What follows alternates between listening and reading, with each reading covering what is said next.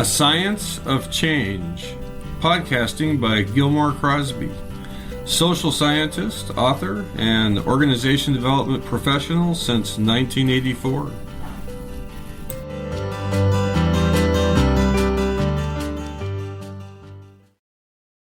All right, Gil Crosby, back with you. Pleased to be back with you. This is the start of a series of podcasts on my upcoming book, View from a Target, which is a book about the experience of being a frontline worker in an organization. In manufacturing organizations, that's the hourly workforce. It could be that you're a frontline worker in a social service agency, but it's the same kind of experience, and it's the most important voice in really developing an organization is to engage people at every layer and not have management try to do all the thinking, which is then they try to impose solutions on the workforce that generally doesn't work out. And so I'm really pleased today to have my friend and a guy I worked with in Texarkana, Texas, at a rolling mill, Alcoa rolling mill, and he was the vice president there, Pat Roberson. So, Pat, it's just great to have you here. Thank you, Gil. Thank you. It's great to be here. So, I always love hearing from you.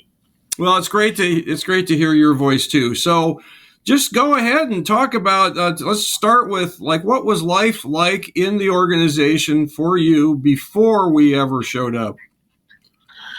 Well, it was a small plant. We had about 300 hourly workers and about 200 company people that worked in the offices and human resources and shipping and all that. And we didn't have when I first went to work there, it wasn't a union shop. And I'm an old union guy, and I wasn't really responsible for bringing the union in, but when I saw it was coming, I got involved and tried to help. But the atmosphere was us against them, controversial. Everything had to be a fight. Everything was a 10. It was just all a big emotional mess, and nobody was getting anything they really wanted. And I think it made people. I think it's human nature just to kind of idle when you're dissatisfied with a situation that you don't feel like you can change in any way. Sure, that makes sense. It's pretty demoralizing, and of course that could happen with a union or without, that people are demoralized. I was fixing to say that's exactly what happened. We voted a union in, we still had the issues. I was one of the chief union stewards at the time, and it was just a fight. Everything was fighting, and they loved sending me down there because they knew I was going to chew on somebody. And my counterpart, Sean Matthews, who we lost unfortunately to COVID. Yeah, he was a great guy. He was the president once he had a union. Oh yes, and Sean forgot more about diplomacy than I ever knew, and we'd do the good cop, bad cop thing. He would be the good cop, I'd be the bad cop. So we really wasn't getting anything done. Yeah. I mean, everything was a fight. Every inch of the way it was a fight. And something you said rang a bell with me. Hourly employees wanted to do the company people's job, tell them how to do that job, and company people wanted to tell hourly people how to do their job.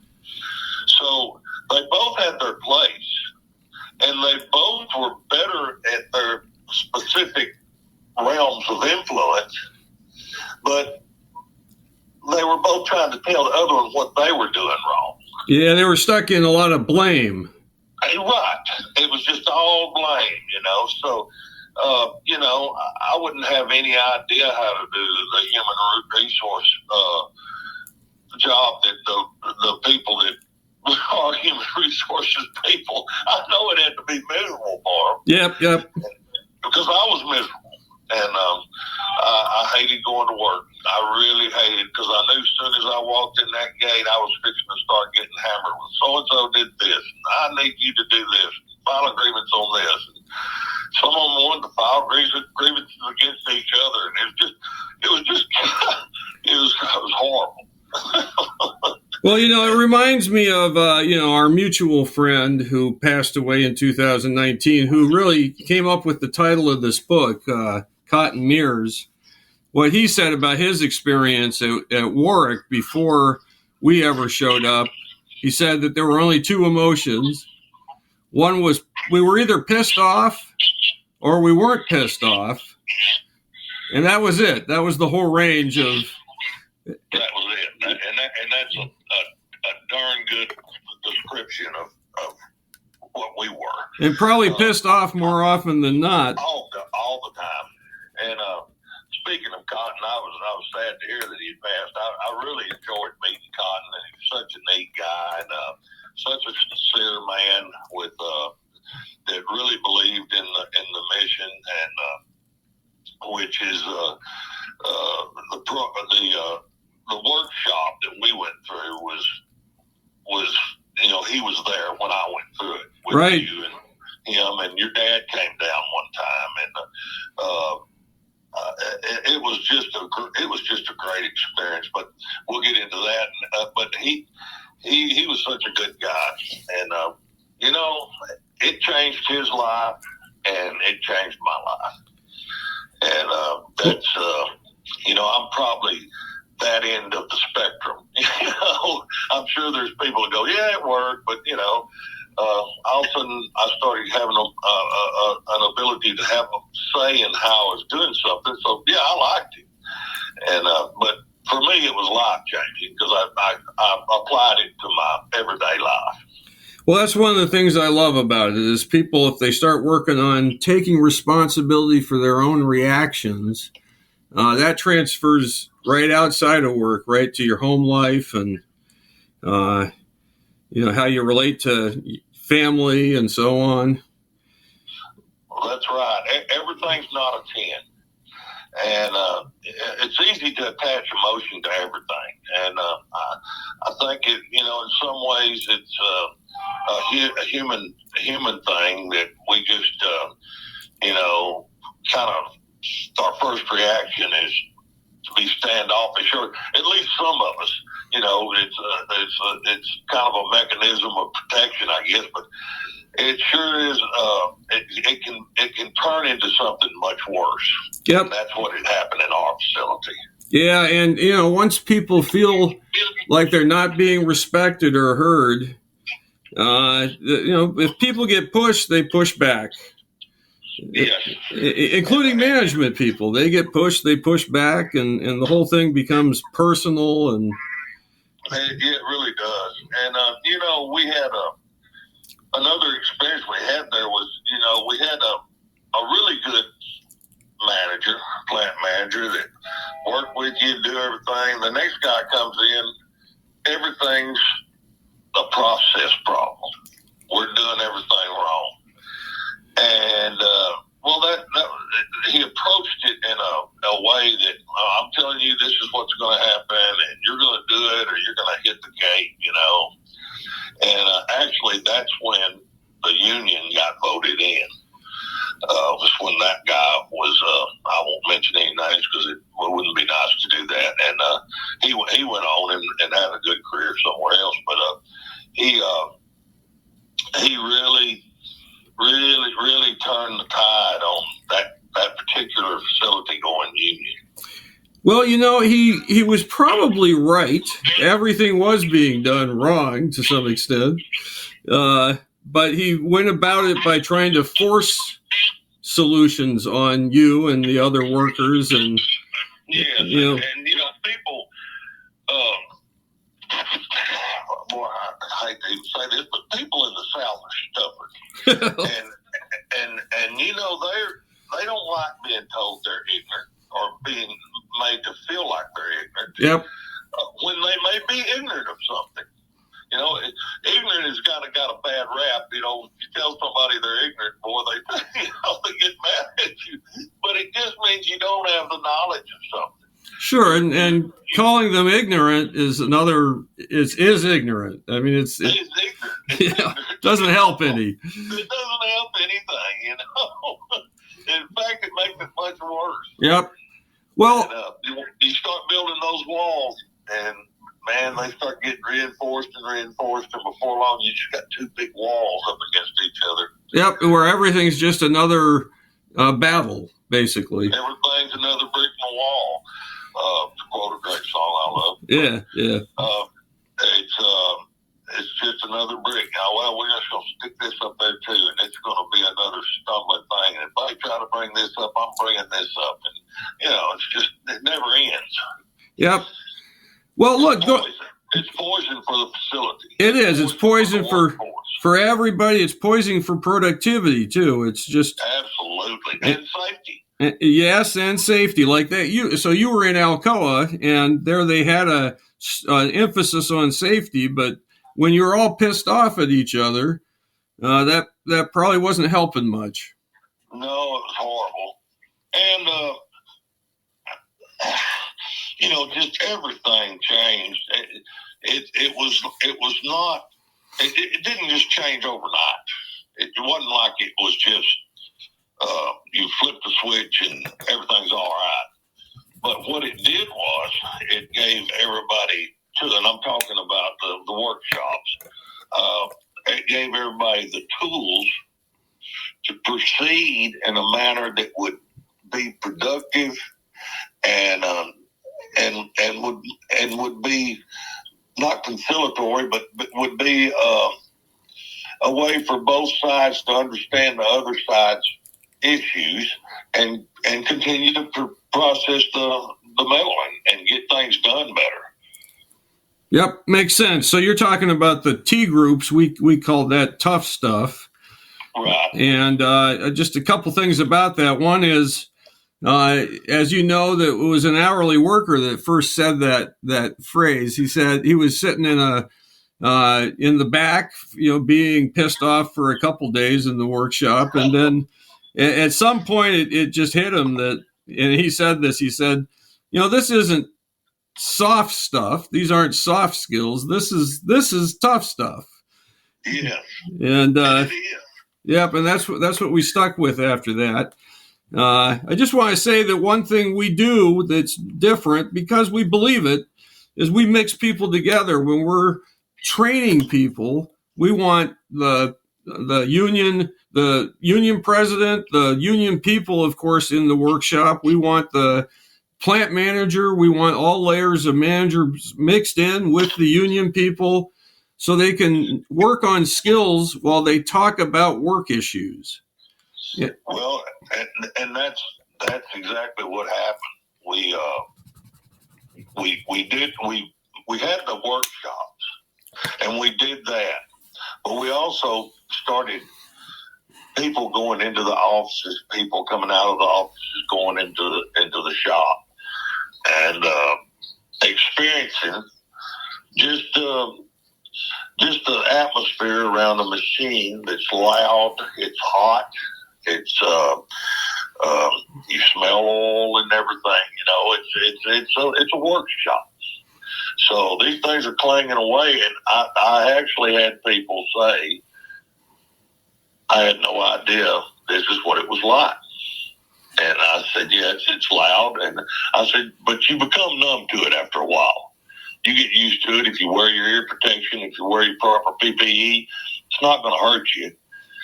But it's scary to someone who's never been there. Yeah, and it's a hard enough job without, you know, having people be pissed off at you and saying that you aren't doing your job. And if everybody's mad in that situation,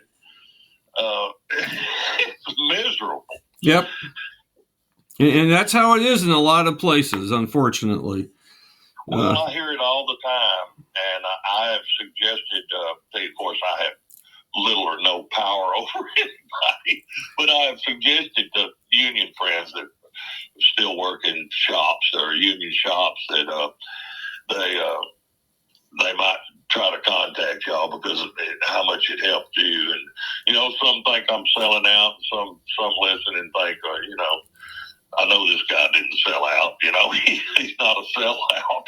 But it's just, it was such a good thing for me, and it's such a good thing for our facility. Man, it was great.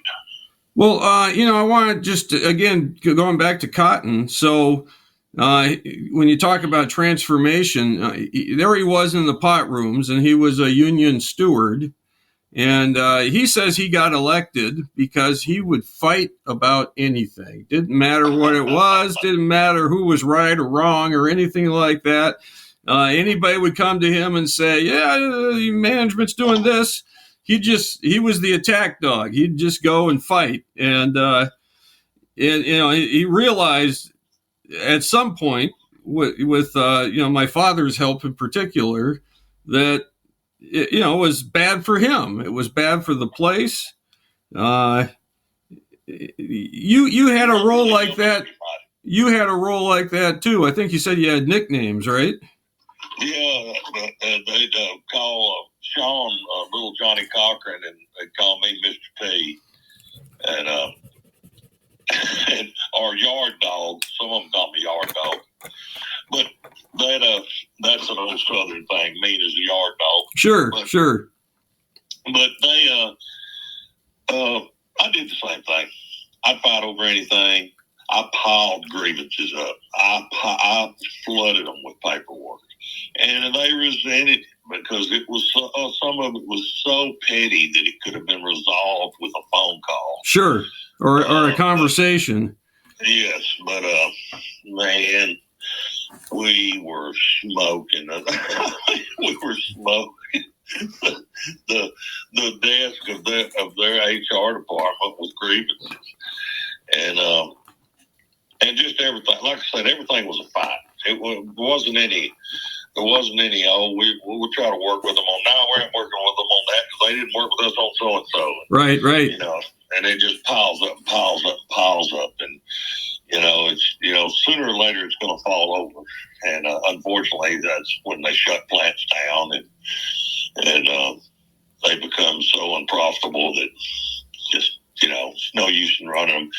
And the bottom line is the bottom line, and people forget that, and they call it a lot of things, but companies are in this to make money. Yep. And if they can't make money, you're not going to be in business. Right. And in fact, a good example of this happened before y'all came.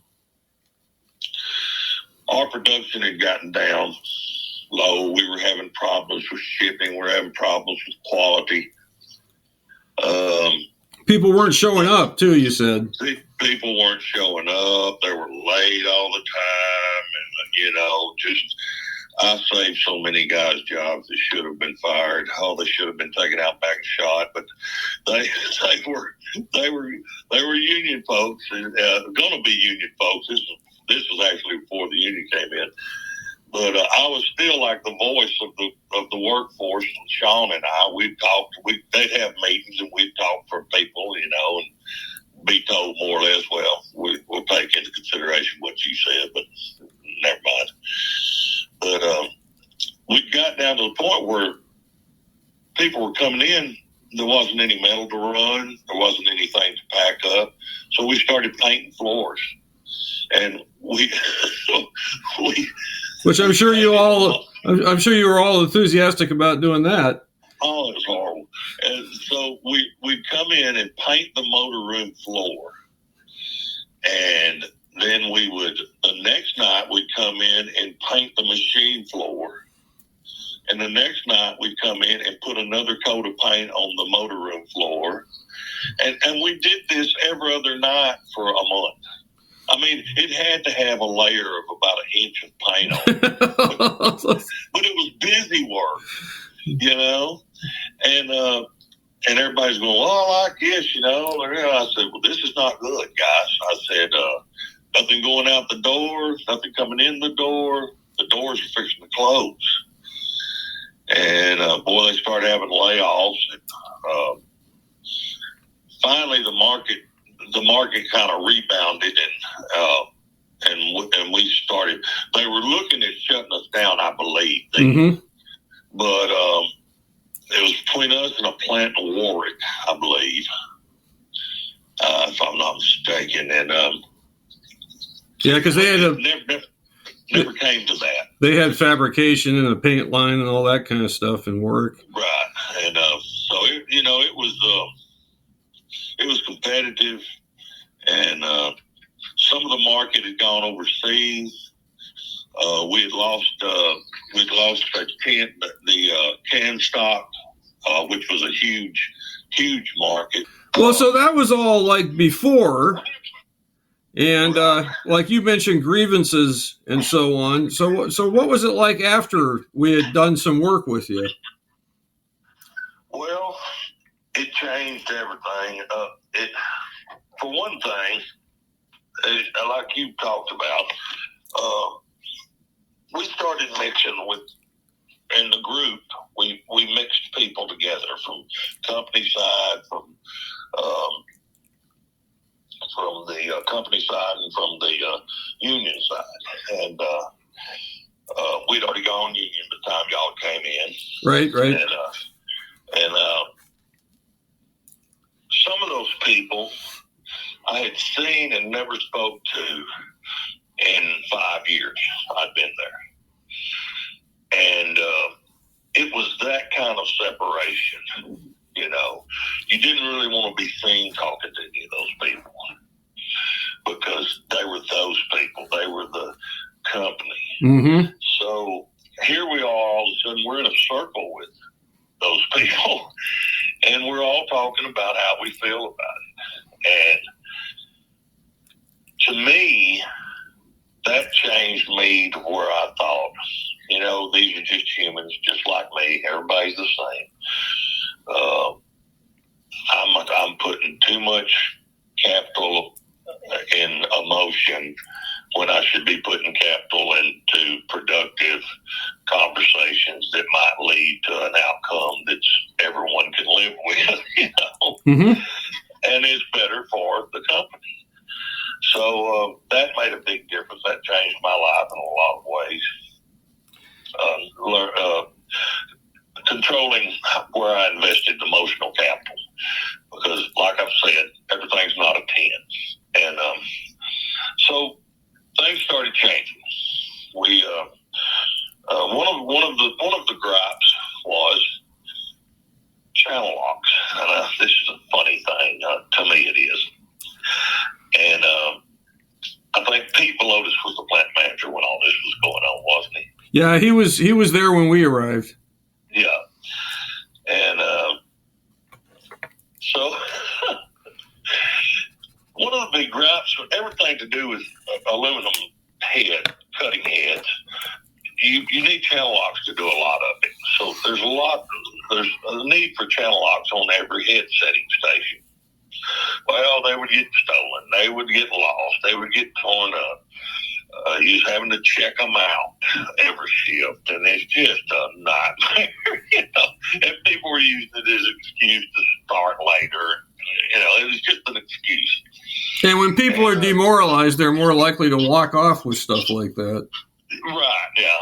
And so Pete, with your advice, I don't know if you remember it or not, I think it was you said, how much does a pair of channel locks cost? It was either you or Cotton. I can't remember for sure. But anyway, I remember Pete saying, well, they're not much, whatever, at the time, $5, $6, whatever it was, $10. And, how much does downtime cost? Well, everybody kind of looked at each other like, it's so obvious. And Pete said, well, I'll tell you what we're going to do.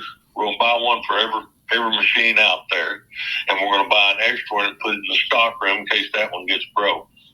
And one of the millwright superintendents said, well, they'll just walk off with them. And Pete said, well, eventually everybody will have one, and they'll stay on the machine, and we won't have downtime because of a pair of channel locks. and so, lo and behold, they put them out there. After that happened, I don't think one pair got stolen because it was like, hey, they were good enough to do this. We need to take care of this. It was a small thing that mattered. And it gave them a little pride in that simple thing, a pair of channel locks. And I remember thinking, why did I ever let that become an issue? And why did they ever let that become an issue? Yeah, it was a symptom of bigger mistrust and frustration. Absolutely. It was a symptom of a disease. And the disease was, we're not working with each other no matter what. But everybody saw this. Everybody thought, well, maybe Pat and them are not selling us out, you know. And then all of a sudden we started talking about one of the other things was we never could get our change house stocked, or it was filthy. Nobody really wanted to go in there. Like the locker room. Yes, like our locker room. Whatever. Yeah. And when they built them, it was a really nice locker room. I mean, I've been in older plants and their locker rooms were clean, but they were dated. Well, this one was. It had shower stalls and changing stalls in front of the showers, and it was a nice change house, and the ladies was nice too. They had two different change houses right beside each other. They were identical. They were just separate, and so they started. Pete said, "Well, look, we're going to take care of that. We have a." They didn't call them janitorial. It was something maintenance. But they had a guy that was supposedly stocking all this, making sure they were cleaned and everything. We had a cleaning service, but they wouldn't let them do that for some reason. And supposedly that fell on maintenance. Maintenance didn't like it. They didn't want to do it. But anyway, he fixed that. Had them cleaned up, had them all repainted, changed all of the shower heads, everything, had the lockers painted, had the lighting was dim in some places and light in some places, had all that fixed. And people started using it. People started saying, hey, this is really nice. And they started taking care of it. They didn't throw paper towels down. They didn't track grease across the floor and not mop it up. That was something else. They had a little like a little closet that they put all the cleaning stuff in. They said, if you have an accident, if you don't mind, either report it or clean it up. Well, nobody ever reported one. They just cleaned it up. So that changed. That's an attitude that prior to y'all's arrival would have never happened. If I would have asked somebody to clean up the change house, I would have been laughed off the floor. Well, it's easy for management to, especially in a hostile environment, to overlook something like that. They've got so many problems that seem bigger for production and so on, that they just overlook some of the small things and don't realize what kind of a message it sends every day when you walk into a broken place. Basically says that to the workers, they don't really give a crap about us. So right, and little things, and on the other side of that coin, which people would check out a box of grease.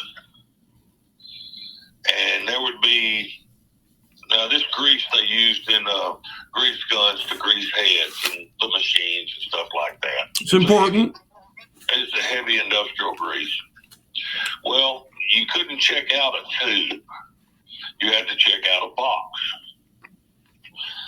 And what you ended up having is one tube of grease used out of a box, and that box spilled, and tubes of grease laying around everywhere.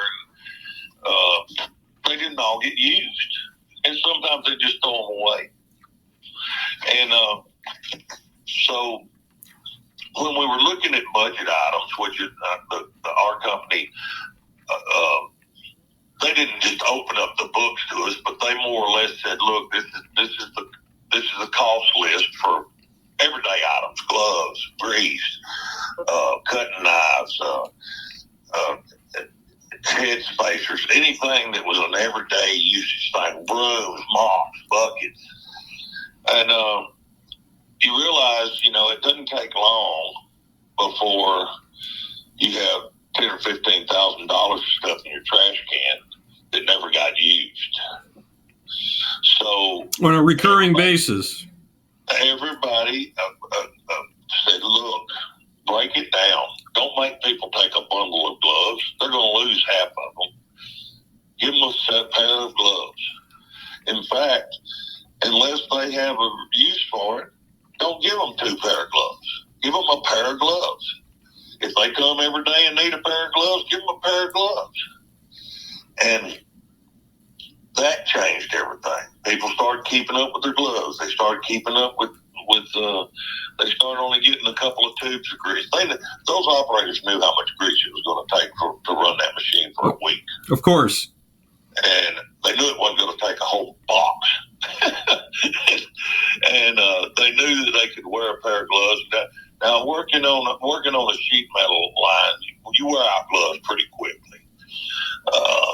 But we had these like Kevlar gloves that had leather palms, and they were made where you couldn't slice your finger off, And but they started, instead of going every day and getting a new pair, they started using them until if they started getting a tatter, if it looked like they weren't going to be effective to keep you protected, they'd take them back, return them, and get another pair. Nice. Yeah. And that way you didn't have gloves laying everywhere, thrown down. You had to take that old pair back to get your new pair. It's just simple things. I know all that sounds petty and small, but it made a huge difference. It made a huge difference in production. It made a huge difference in the cleanliness of the facility. It made a huge difference in safety. When people on the lines were asked to be part of safety programs, they listened to them. They listened to what they said. And when they were doing the fencing around machines, used to all the machines were just open. If you were to stumble and fall and get caught between that sheet and one of those rollers, that would have been a sad day for your family. Yep. And it was possible, especially for new hires. I've watched new hires go up and get, I'd have to get them, hey, we'd have to scold them. So don't do that. When this machine's running, this thing's running wide open, it's running 1,500 foot a minute. Let's just stay away from that while it's running. And because it can go horribly wrong quick. But all of that started to go ahead. They started building. They came up with the idea to let's all get together, talk about what we need, talk about what we need to guard, talk about what we need removable guards on, so we can work on things. And they started building them. Well, at first they bad overbuilt it. They just they just made it where you literally couldn't run the line. But everybody said, look, we ran it for like a month, and then they regrouped, and they said, all right, what do we need to do? And everybody had pretty much the same ideas that worked on those lines. We need to be able to get in here. We need a gate. We need a removable gate or an opening gate here where when the machine's running, we can lock it out. When we need to work on it, we can lock the machine out and get in there and work on it. And so that made a huge difference in safety. And those kinds of conversations happened after we started working with you. Oh, yeah, they never would have happened before. No, it would have been a fist fight before. No, they never would have happened until we went through the workshops and tough stuff and just learning how to talk to each other and work with each other. it just made all the difference in the world, Gil. And they were the people were happier. The people looked forward to coming to work. People's attendance started getting better.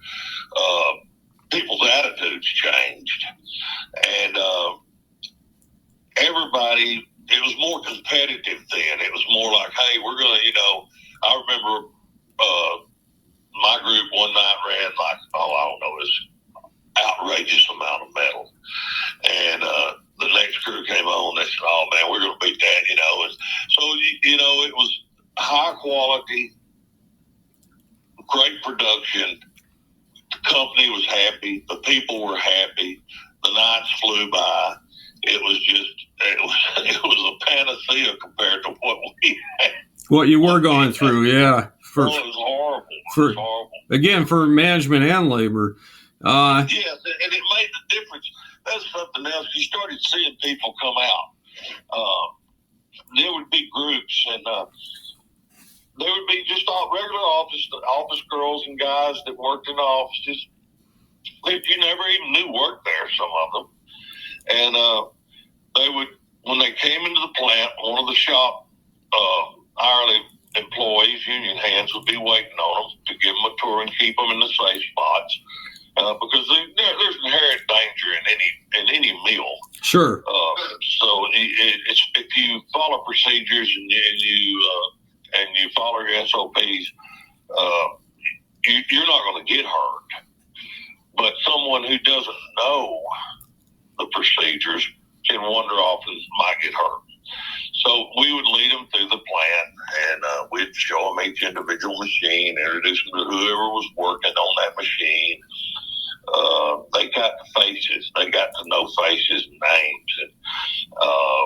And we still had some file some grievances, but very few, because 90% of what we did after that was negotiated out without having to even start the grievance process. Because the truth is, nobody likes that. It throws everything 6 months out. Yep, and when you say negotiate it out, you mean that like just people started talking to each other and resolving small issues.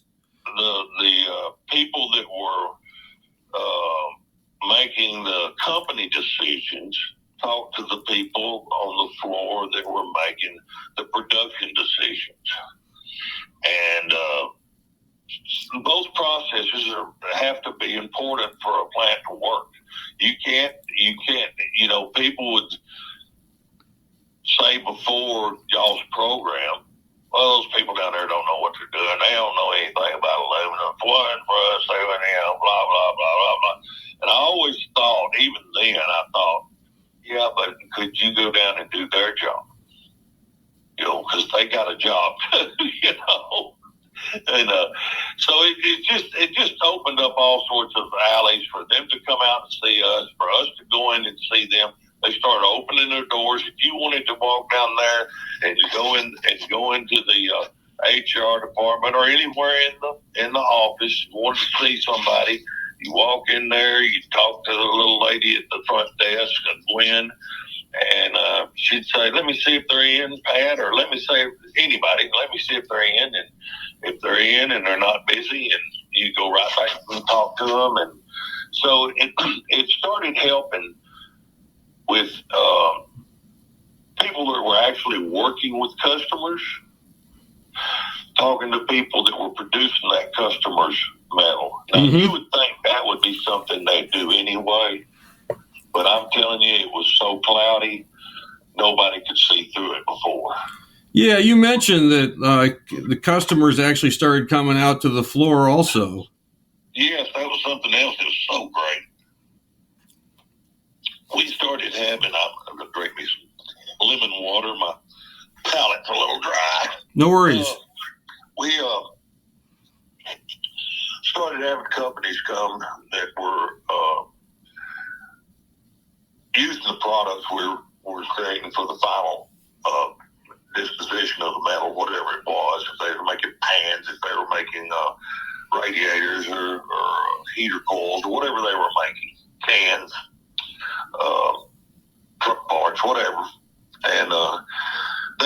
they'd come and they'd say, "Hey, is there any way?" And this is something else that was funny to me. It was a surprise to us and the people that were working for the company when they'd bring these questions up. It's like, why haven't they already communicated this? But what they were doing was bringing people that were actually on the floor at these other places in management positions, but were actually in the process departments of their particular industries. Mm-hmm. And they'd say, is there any way you can make the edges a little sharper? Is there any way you can get this bow out, this crossbow out of that? Nobody will know what that is, but people that work in the business. But anyway, they would, and everybody would go, "Well, yeah, we can line up on roller tree, we can do this, and we'd run a little bit, and they'd go, yes, that flat. And that would be the procedure from then on. Customer was elated. We were happy because we weren't getting something sent back. Mm-hmm. And, it was a mark on you if you got something sent back. Sure, it costs money, too. I mean, that's just waste. It costs money, and it wasn't like it was a mark from the company on you.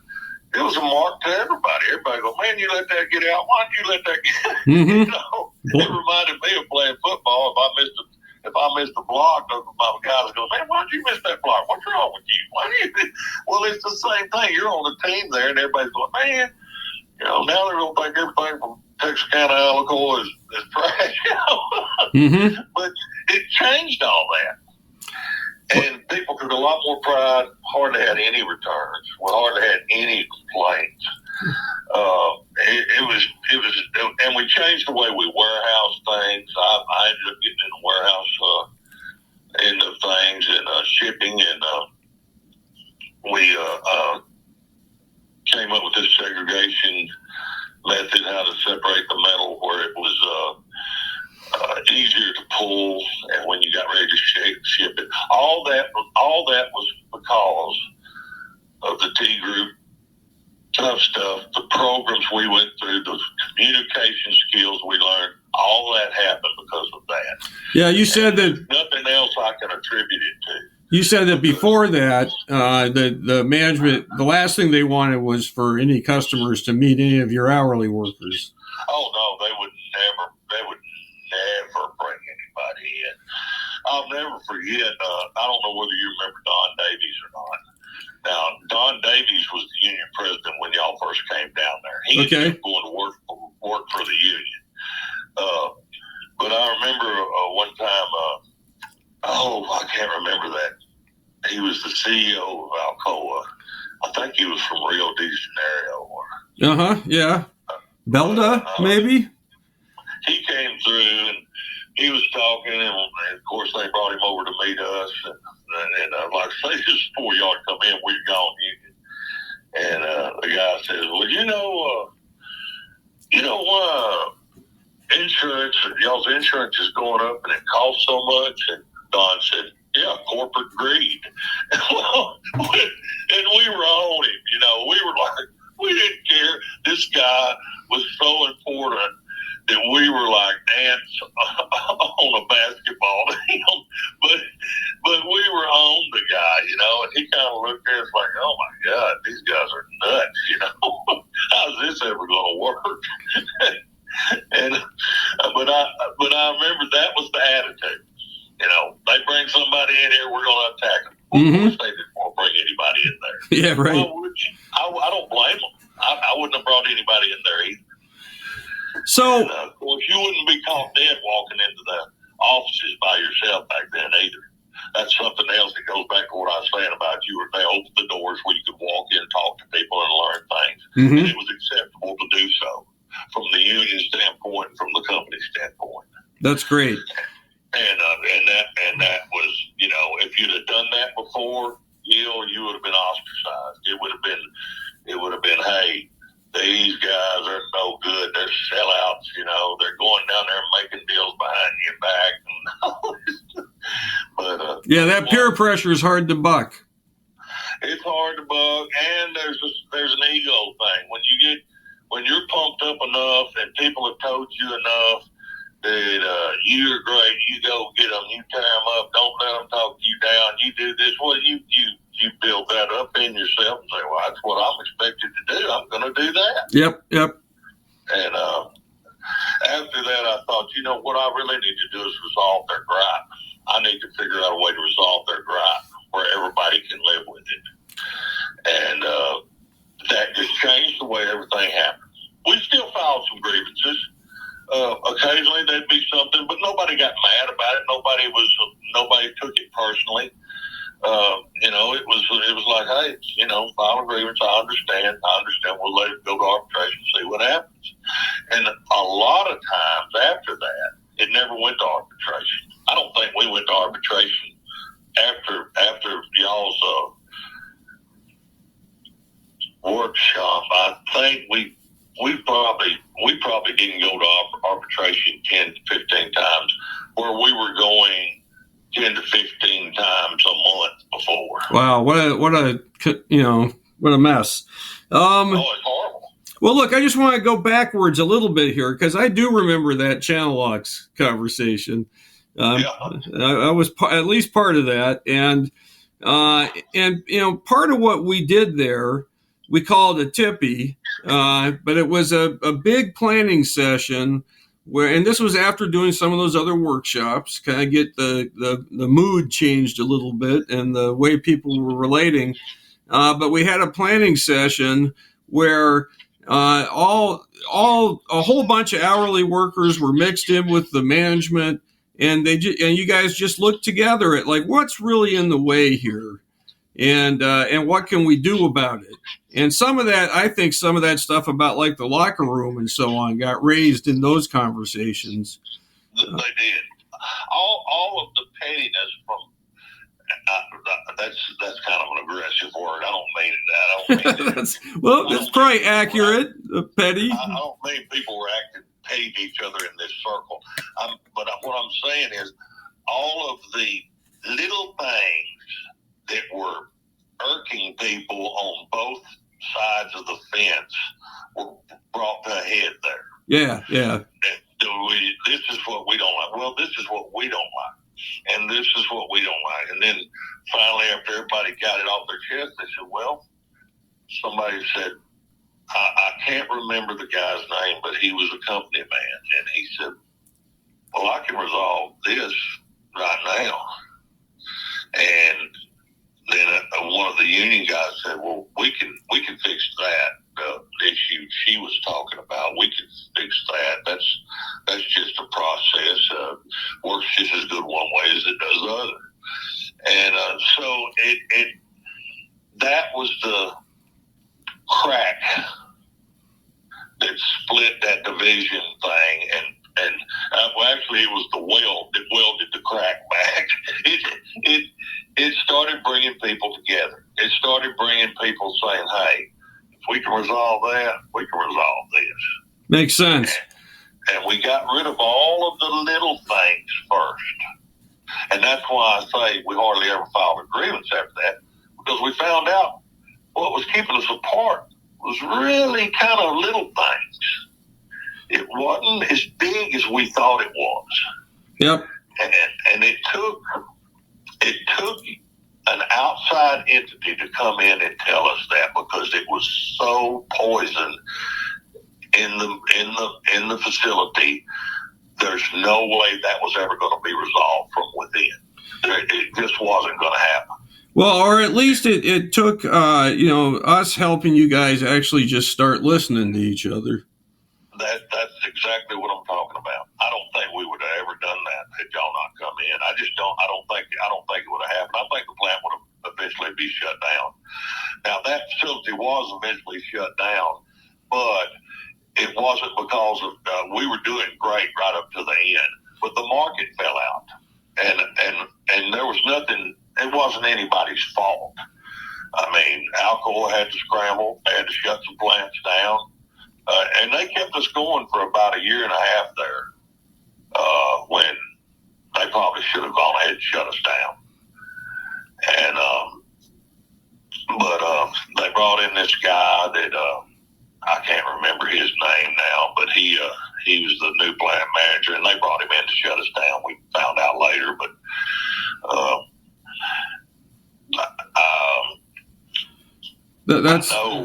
I know that had nothing to do with the rancor between the company and you. It was just a fact of the market.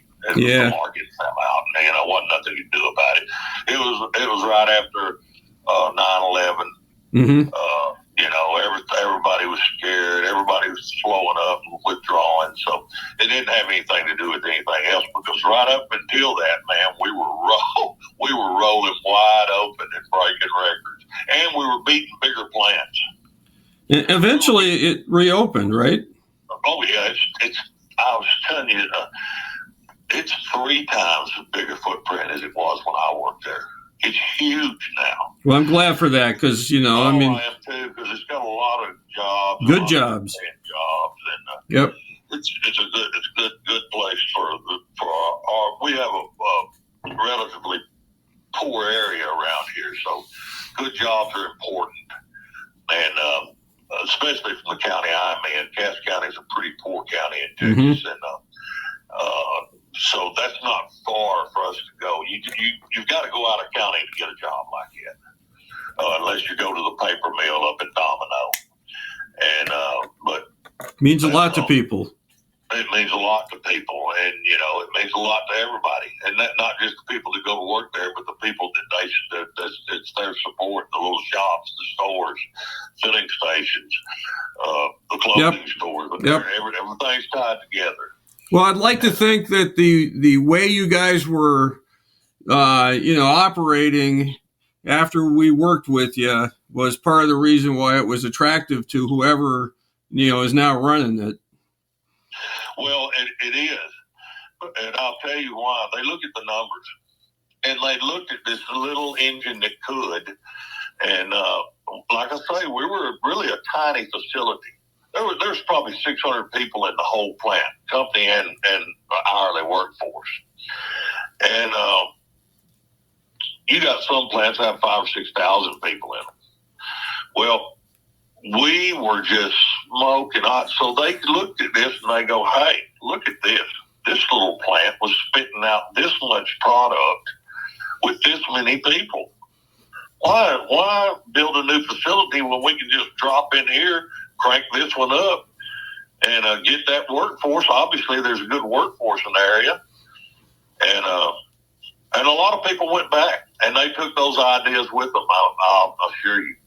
That's great. That's just great. The good news for everybody.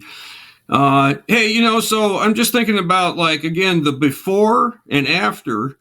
And one of the things I remember there was that there were an attempt by the company to help improve things and engage people. They were using Kaizens, and people were pissed off when I got there. They were pissed off about at least one of the Kaizens. They were saying, we ended up doing this Kaizen on this stuff that doesn't even matter. And, we really ought to be, if we're going to do problem solving, we ought to be doing it on this that does matter. That was just, again, one of the changes that can happen if you're actually listening to your workers, and the workers are wanting to help. And, really, I think most people want to help. They just get so tired of being kicked around that, they stop. They stop helping. And they get a herd mentality, it's this group's a herd, this group's a herd, and we're all going to think the same. But, yeah, the Kaizens I'm not a big fan of, at least the way it was done at our plant. Sure. Because what they did was they come out and they said, all right, this is what we're going to do. And this was actually said in the meeting. We think we're wasting a lot of time on the floor. We're going to start timing how long it takes you to cut a core, how long it takes you to put a core on the mantle, how long it takes to run that piece of metal, how long it takes to pull it off, take it to shipping, put it in a segregation. We're going to time everything you do, and then we're going to come up with a number of what you should be producing. So it's just sort of like when everybody's pissed off, now you're going to come in and police us on how long it takes to take. Absolutely. It's like you're being, we call it bird dogging. You know, it's like somebody's sitting there just pointing at you all the time. And, man, that went over like a lead balloon. Yeah. I remember I was livid about it. Because when they first presented it to us, they brought us down and they brought Davies. Sean was vice president then. I was one of the head grievance officers and the political officer. We all went down to meet with them, talk to them about this Kaizen process. And the guy that described it, that was the Gil of the Kaizen people, he described it in a way that I thought this may help, because he was talking about doing things that are in our way and us doing things that are in their way. Mm-hmm. He talked a good game. Yeah, well, it can work that way if you got the right conditions. I'm sure it can if you have the right people administering. But if you give that over to somebody that was one of the biggest adversaries of the people on the floor, mm-hmm. and they want to put the bulldog on, you know, they want to put old yard dog out there, you go meet with them, see how they handle you. And man, it did not go well. I remember going in an office and chewing a guy out, man, and I ended up apologizing to him years later. Ended up being good friends with him, but he was a company guy, and I chewed him up one side and down the other, you know, and he was just had his head down at his desk and wouldn't even look up at me. And I walked out there and slammed the door, you know. Needless to say, Kaizen didn't work in that facility. Yeah, well, you did say that after we did the work with you, that you know, whether you're a fan of them or not, because of that history, that at least they started to do Kaizens on stuff that made sense to. Well, also that the workers were saying, "Let's do it on this," and they were getting listened to. Yeah, they started to.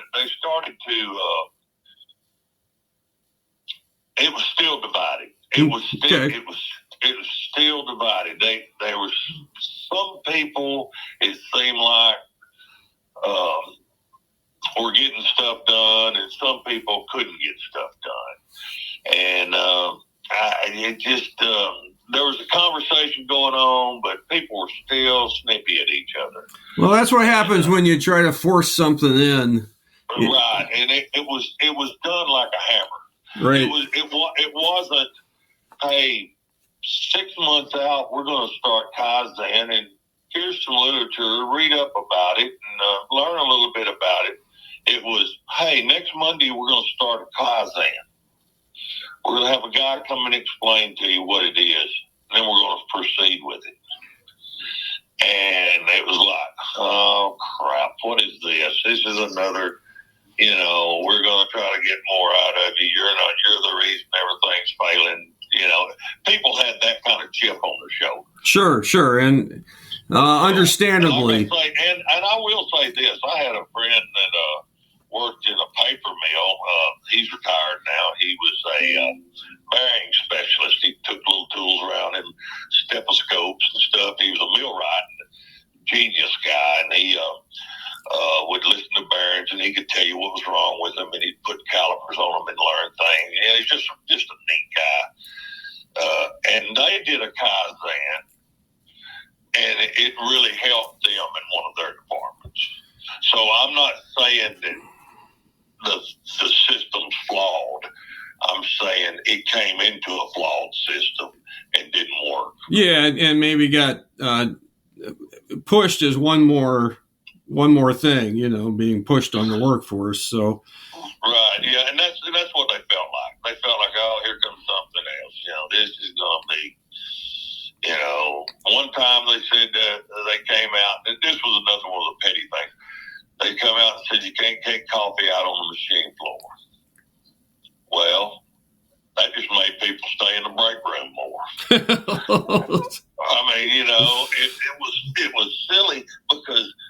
nobody would take coffee up or near the metal because it would stain it. Nobody would take water closer to the metal because it water spotted. So they kept it in the cubbies around the machines. If you needed a drink, you'd walk over and get it and go back to work. But it was just, it was just a bad call, It was a solution being imposed by people who weren't actually doing the work. Right. People that weren't up all night and slept an hour the day before. Yeah. A cup of coffee is pretty important. No doubt. And just being treated with respect is important. And that probably felt like another example of not being treated with respect. Right, and something else that happened after y'all, after the workshops with y'all, and this has to do with coffee again. As you can tell, I like coffee, but me too. I find the older I get, it's my drug of choice. Somebody was joking with me the other day. Said, "You want a beer?" And I said, "No, but I'll take a cup of coffee if you got one." And I'll drink a beer too. Don't get me wrong; I'm not a prude about it. They started having negotiations with the companies that were supplying the sodas, the candy machines, all that stuff. That was a pretty big contract in that plant. Mm-hmm.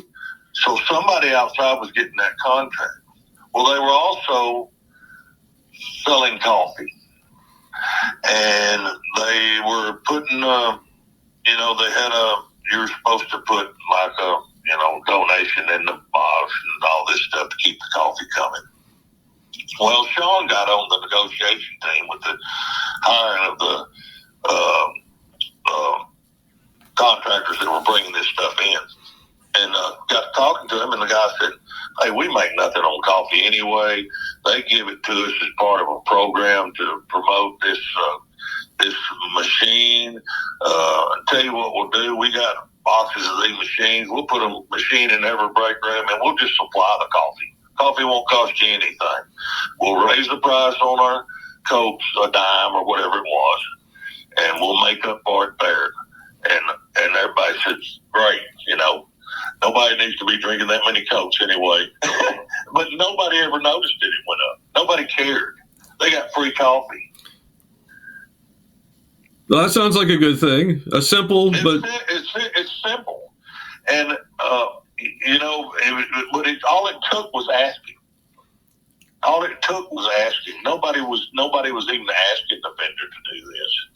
Nice. And it had been the subject had been broached before that we should do this, and but it's just little things like that, and that led to big things being resolved. And at one time we were just spitting the metal out of that thing. It was.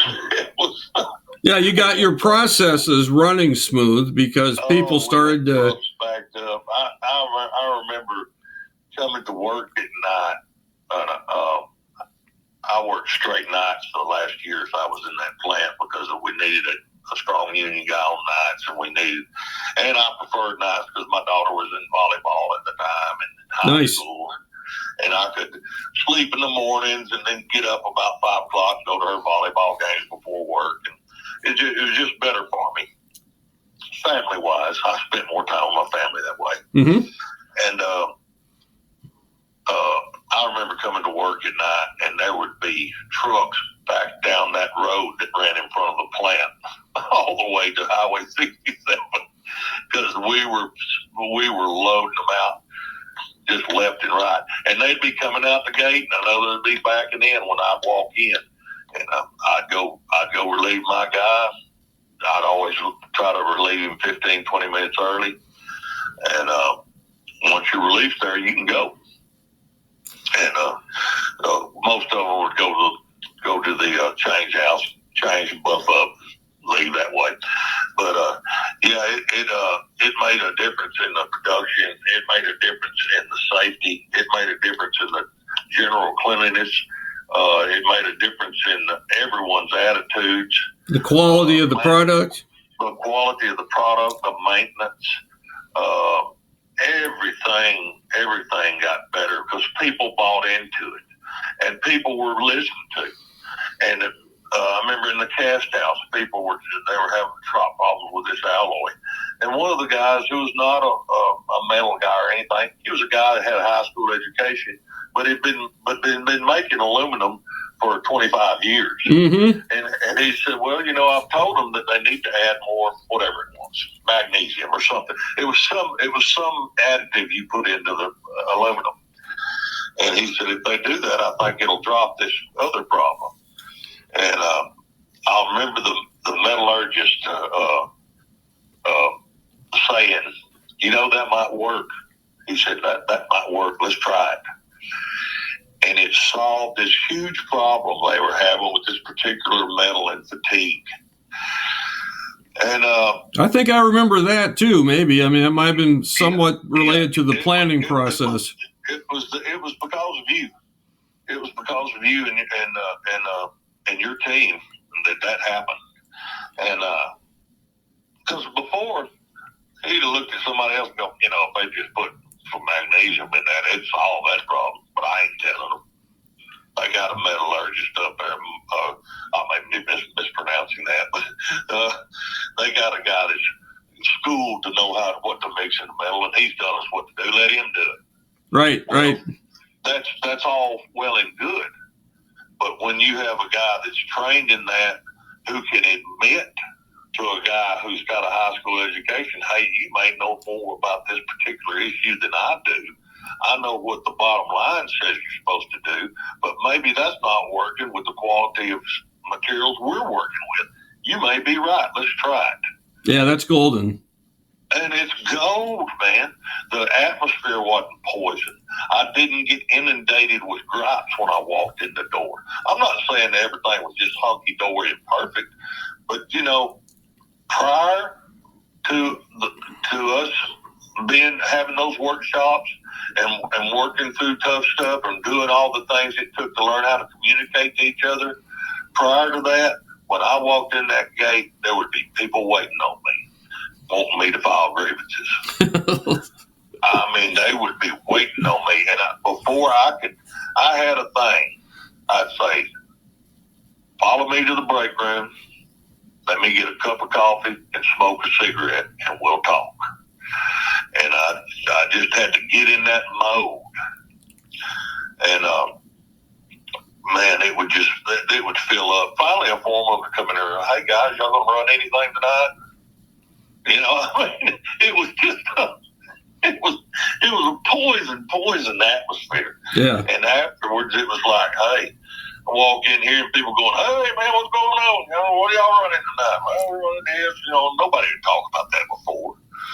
I found out if you do so-and-so, if you raise that third roller up, it runs a little smoother. Oh, yeah, I'll try that tonight. Just the communication between workforce and the communication between company people and company people changed. That's great, Pat. So it's a huge thing. I think any company, I wish the world, like I've always said, I wish the world could go through tough stuff. I wish they could have that experience. And who knows where we'd be. But I'm telling you, it's that important. It was that important in my life. It was that important to that facility. And I'm sure there's other testimonials out there about this particular workshop and book. The book, I still have the book right here beside me in my bedroom, in my boudoir. Which book was that? The Fight, Flight, Freeze? Oh, the manual for the tough stuff. Yeah. I love that thing. Nice.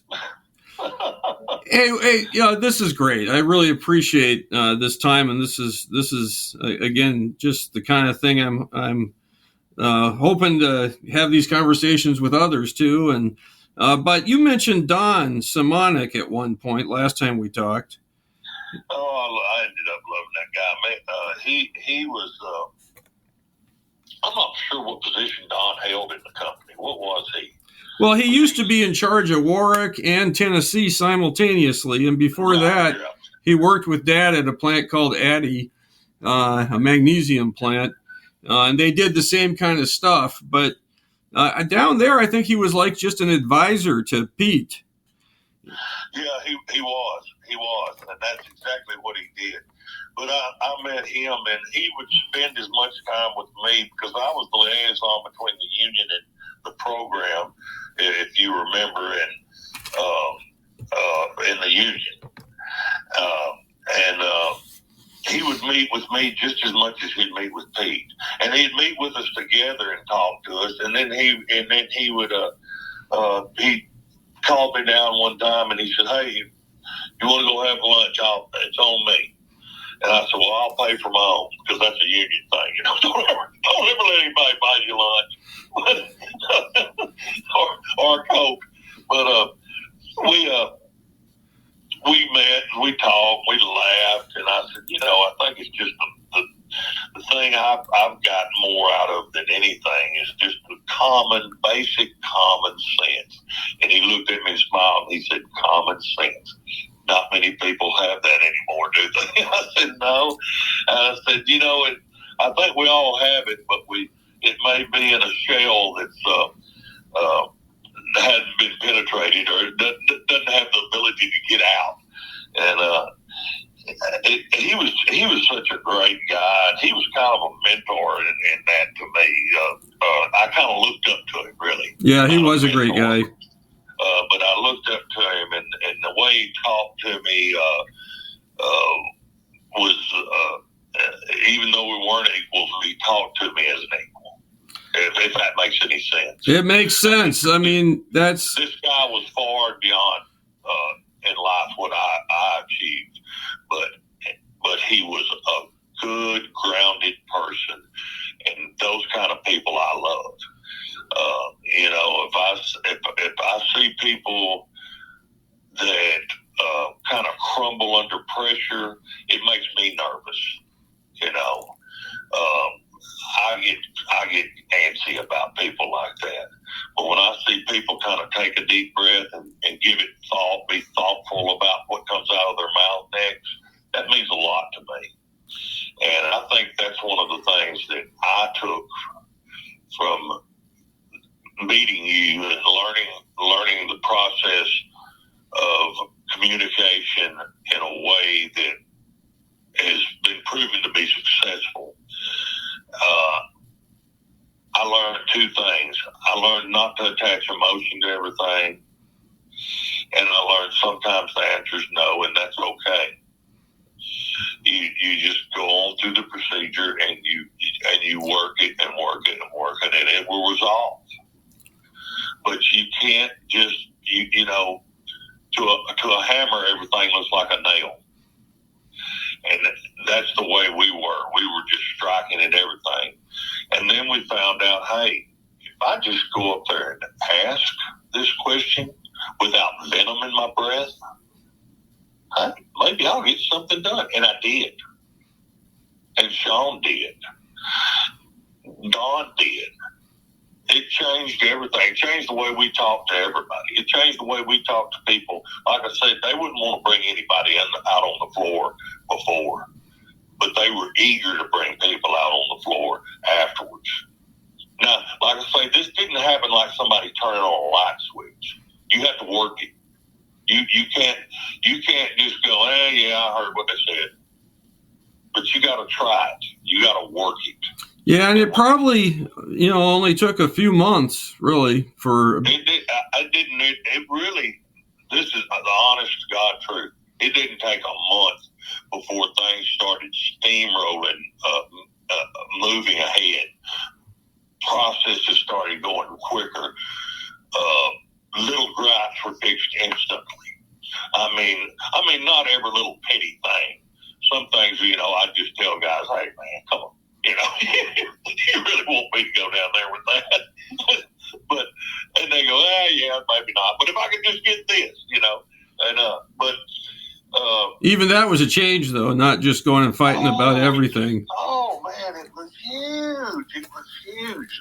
Like I say, we didn't file many grievances and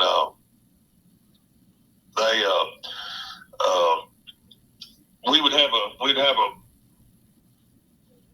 a meeting with someone, and like I said before, that was something never would have happened before. But now we had the ability to be heard. We had the ability to hear. And if you don't have communication, it's a house divided. And that just doesn't work. It never has worked, and it never will work. It will never have its full potential if people don't learn how to communicate. Well, Pat, I just I really appreciate you being willing to tell this story to the world. And well, there's one other thing I want to say. Okay, cool. I don't know if it affects everyone this way or not. I know it affected Cotton this way, and I know it affected me this way. This was life-changing for me. It made me a happier person because it bled over into my family. I remember my sister saying, "You sound like you've been brainwashed." And I laughed. I said, that's funny you should say that. Because Cotton said, now don't go out there and start talking to your family and friends about this like they already understand it, because they're going to think you've been brainwashed. And we laughed about it. And my sisters are both educators and lovely women. And they smiled. They said, "You sound like you've been brainwashed, but I like this, Pat." And I started, kind of dialing it back. But because when you first come out of the program, or at least me, when I first came out of the workshop, I was like, oh, man, this is like, I've been waiting to hear this, and it's such a simple thing, and man, well, why couldn't I have figured this out on my own, I really felt like, God, this is going to just help me do so many things, and it did. It helped me in my community. It helped me in my volunteerism in my community. It bled over into my everyday life, and it made it better. And it will make everybody's life better if they will just learn these few little tools it takes to fix problems that seem like you will never fix. Everything can be fixed. Well, you know what? I think maybe that's a great note to end on. And again, it was a pleasure working with you at Texarkana. Well, you too, Gil. And I tell you, I would highly advise any company of any size that has the means to have y'all come in and work with the people in that company. And if it doesn't change it for the better, I'll buy you a Coke. Or how about a cup of coffee? Or a cup of coffee. That's great. Okay, well, I don't know, man. I think that's pretty much a wrap. Anything else you want to tell the world? Well, love your country, love your fellow Americans. Let's all work together and make it a better place. Love it. Those are wise words from a wise man. Have a wonderful day, Gil. Okay, you too. And so I'm just going to say to the audience the same thing. Have a wonderful day. Thank you for listening. And take care. Take care, buddy. Hey, I appreciate you listening. This, again, is Gil Crosby. And I want you to take advantage of what's available to you. I have many free materials. I am happy to talk to people about their situations, especially if you're trying to create change, either social change or organization change. We have frequent workshops that are available, T group workshops. If you have never been in a T group with us, then don't miss it in your life. It's many people have said to me, of all the trainings I've ever received, I got this one 30 years ago, and it's the only one that stuck with me. You're learning from your actual interactions with the other participants and with the faculty. The faculty are walking the same talk that they're teaching of behavioral skills. It's a training workshop. That's what the T stands for. This is done in the spirit of the creation of T groups by Kurt Lewin and his associates. It's for groups. It's for teams. That's how it was originally designed. It is a opportunity to learn about theory and put it directly into practice. Again, the original design, you learn things and then you put them into practice. It was not just all ambiguity, which is how some T groups, most are led today, where the faculty hardly says anything. That's not how this is designed. So join us for that. There's always workshops. There's the Leadership Institute of Seattle, which has certificate programs, a two-year program where you will learn from T groups and learn how to do all the organization development work that my father designed, most of it, and I continue that practice alongside my brother Chris and many other associates. So don't be a stranger. There's a lot going on. It's always changing. So be in touch, and it's on the website, crosbyod.com. I look forward to working with you in your organization or as you pursue things like reducing gun violence and decreasing racism in our society. Whatever your goals are, the social science of Kurt Lewin guides how to achieve those goals in a reliable way. And so that's what I apply and practice every day and invite you to.